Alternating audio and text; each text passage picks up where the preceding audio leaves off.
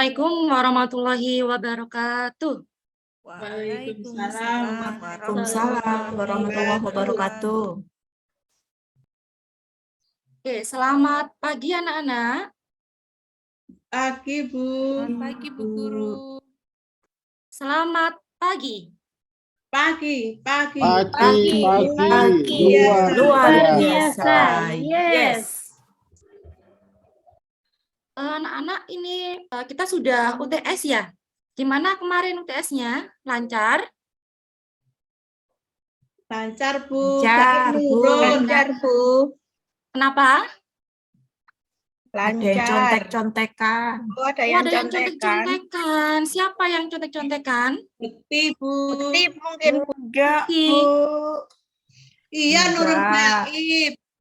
Enggak, Bu. Jadi selama ujian ya anak-anak, kalian harus jujur. Meskipun nilainya berapapun, kalian harus jujur. Ya, enggak boleh contekan.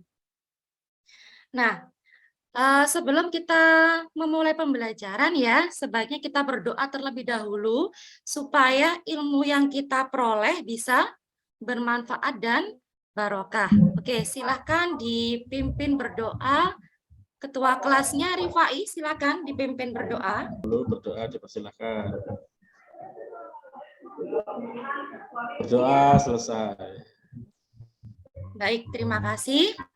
Oke, Bu Yun absen dulu ya. Kemarin ada yang nggak hadir ya? Ada yang sakit kemarin satu. Mudah-mudahan hari ini nihil ya. Bekti, ada? Ada, Bu. Rifai. Lili. Ada, Bu. Baik, nihil ya hari ini. Nah, anak-anak, sebelum memulai pembelajaran, coba sekarang dicek di bawah mejanya masing-masing. Ada sampah enggak kira-kira?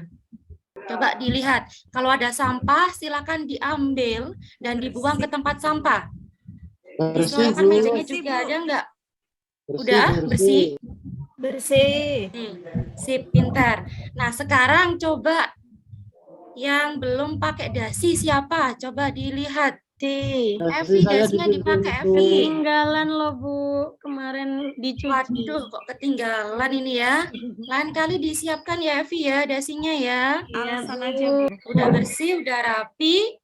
Nah, sekarang coba bukunya dikeluarkan, buku paket PPKN-nya dan buku tulisnya. Kan kita sudah belajar ya, poin C itu mengenai peraturan perundang-undangan dalam sistem hukum nasional. Kita masuk ke poin D, melaksanakan dan mempertahankan Undang-Undang Dasar tahun 1945. Kemarin kan kita belajar mengenai tata urutan perundang-undangan. Kira-kira Ami masih ingat nggak sih apa peraturan yang paling tinggi sampai dengan yang terendah? Coba Ami, masih ingat nggak? Menurut Undang-Undang Nomor 12 Tahun 2011 itu peraturan yang paling tinggi itu Undang-Undang Dasar, Bu. Terus diikuti ketetapan MPR, Undang-Undang, kemudian peraturan pemerintah, terus peraturan presiden, peraturan daerah provinsi, terus yang paling rendah tingkatannya itu peraturan daerah kabupaten atau kota. Benar sekali. Jadi masih ingat ya mengenai materi yang kemarin kita pelajari sebelum UTS. Nah, anak-anak, supaya lebih semangat ya, supaya lebih semangat lagi, kita nyanyi bareng-bareng. Yang semangat, yang kompak, oke? Kita mulai. 1, 2, 3.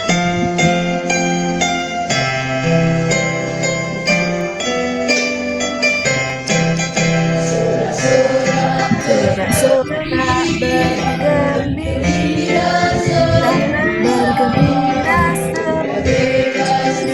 bebas Indonesia merdeka, Republik Indonesia, itulah kami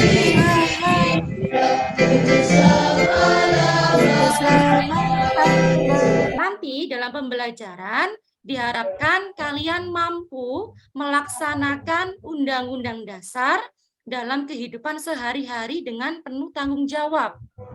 Kemudian kalian juga diharapkan mampu mempresentasikan tentang pelaksanaan Undang-Undang Dasar 1945 dalam kehidupan sehari-hari dengan baik.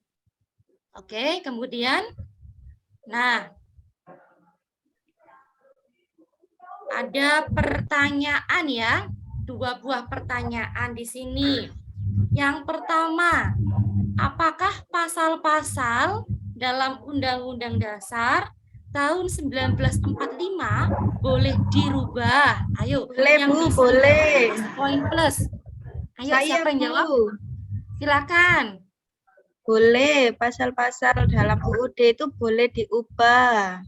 Oke, bagus. Nova, jawabannya benar. Jadi pasal-pasal atau disebut juga dengan batang tubuh itu boleh dirubah Oh iya. sesuai dengan perkembangan zaman. Yang nggak boleh dirubah apanya? Pembukaannya. Jadi nggak boleh dirubah pembukaannya. Oke, soal kedua. Sebutkan contoh sikap mematuhi hukum dalam kehidupan sehari-hari. Ayo yang bisa angkat tangan, saya kasih poin plus. Saya, Bu. Saya. Oke, Bekti Saya. silakan. Contohnya mematuhi peraturan lalu lintas, Bu. Pinter, mematuhi peraturan lalu lintas. Ada lagi yang menjawab. Silakan, Evi, angkat tangan ya.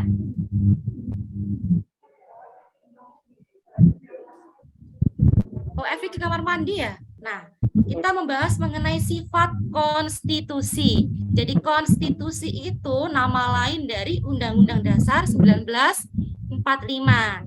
Jadi konstitusi di sini mempunyai 2 sifat, yaitu konstitusi dapat diubah dan konstitusi tidak dapat diubah. Nah, yang pertama, konstitusi dapat diubah. Nah, di sini yang boleh dirubah, seperti yang Ibu katakan tadi sebelumnya, yang boleh dirubah adalah pasal-pasal dalam Undang-Undang Dasar. Itu boleh dirubah, karena harus menyesuaikan dengan perkembangan zaman. Jadi pasal-pasal dalam UUD itu pernah diubah atau diamandemen, yaitu tahun 1999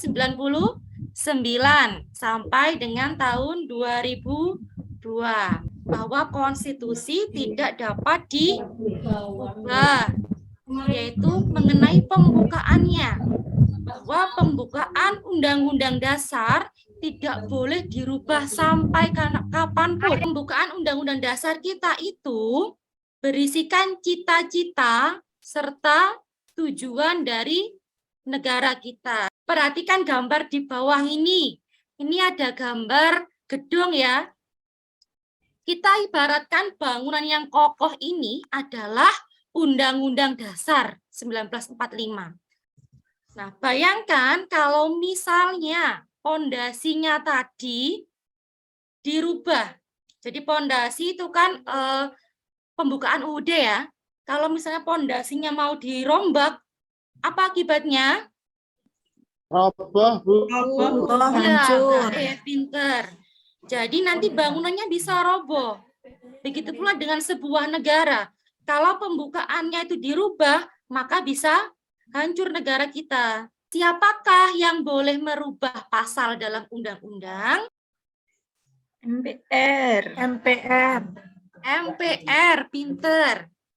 Jadi, sudah tercantum di dalam pasal 37 Undang-Undang Dasar ya, bahwa untuk mengubah Undang-Undang Dasar tahun 1945 itu harus 2/3 dari anggota MPR harus hadir melaksanakan Undang-Undang Dasar.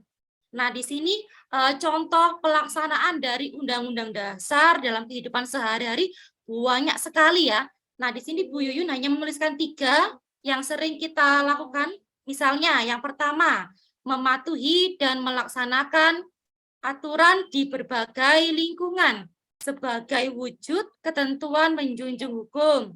Kemudian, belajar dengan giat dan tekun. Dan yang terakhir, mengikuti upacara bendera dengan hikmat. Sampun jelas nggih? Oke, bentar. Sekarang kita lanjut ke diskusi kelompok. Nah, di sini Bu Yuyun sudah membagi kalian menjadi 3 kelompok. Ya, Sudah Ibu. kelompok. Sudah. Oke, sekarang kita saksikan video. Nah, di sini Bu Yuyun akan menayangkan video cerita kehidupan. Nah, coba seperti apa sih cerita kehidupannya? Silahkan diamati.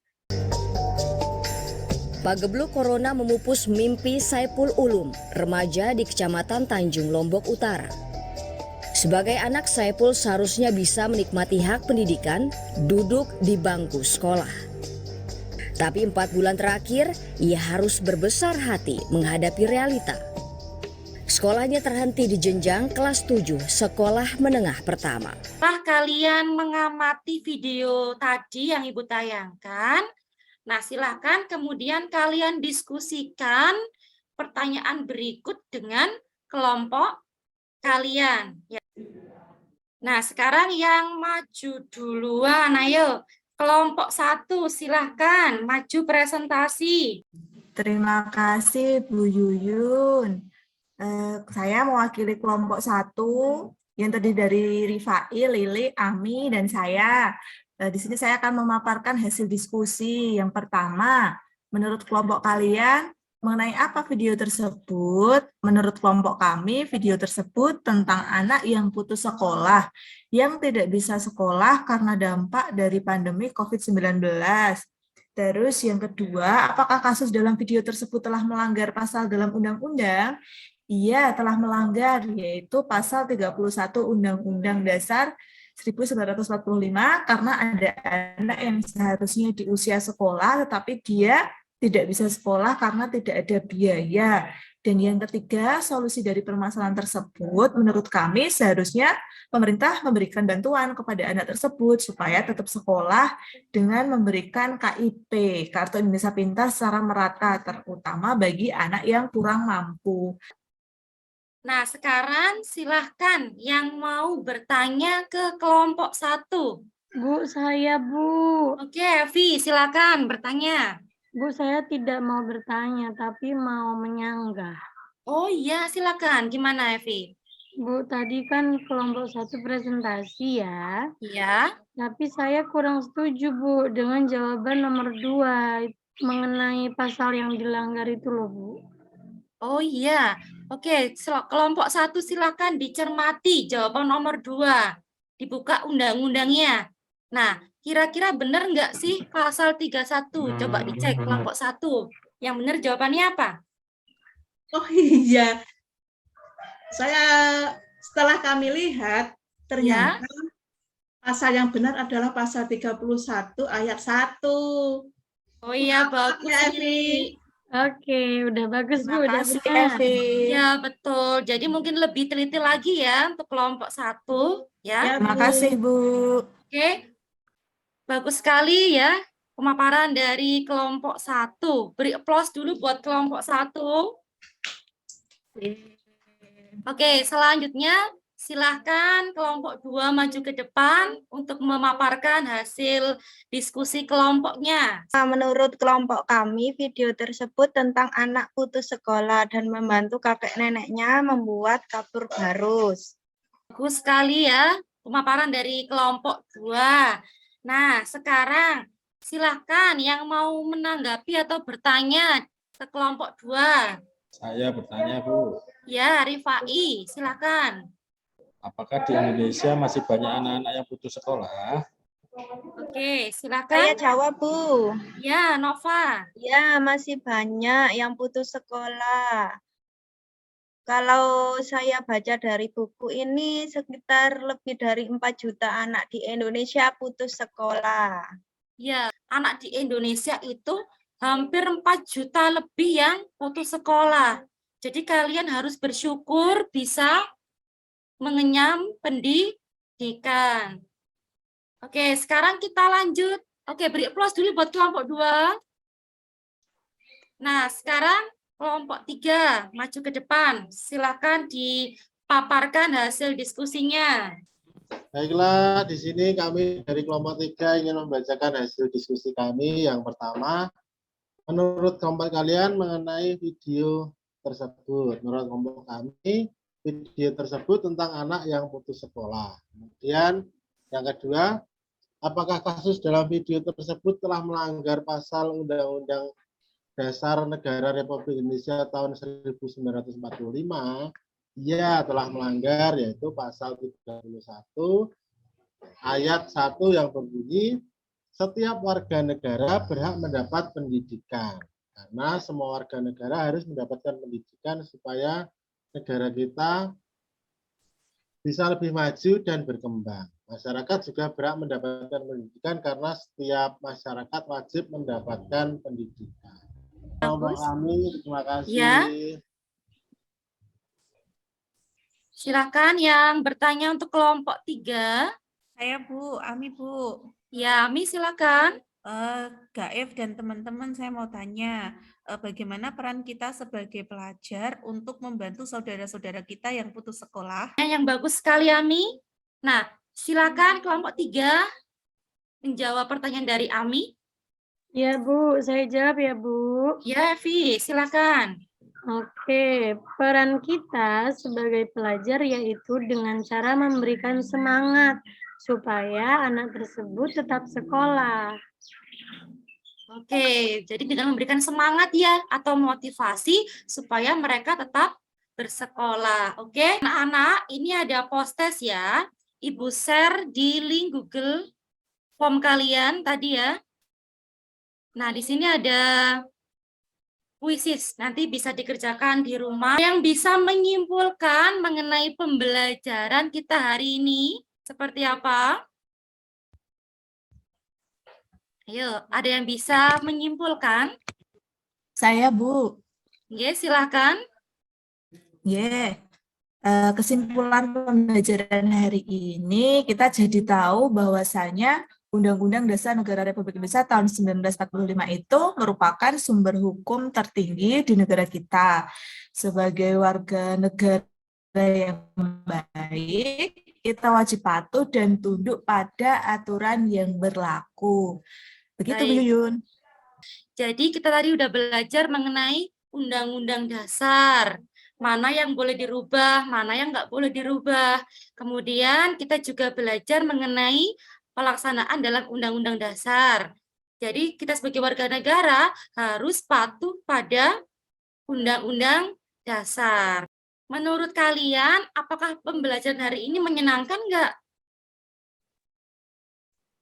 Gimana pembelajaran hari ini? Menyenangkan, Bu Kita jadi tahu Guru. banyak hal. Kita jadi Oke, Tenang. menyenangkan ya. Nah, tadi ketika diskusi, apakah ada kelompok yang tidak kompak? Ada enggak tadi ketika diskusi? Kompak, Bu.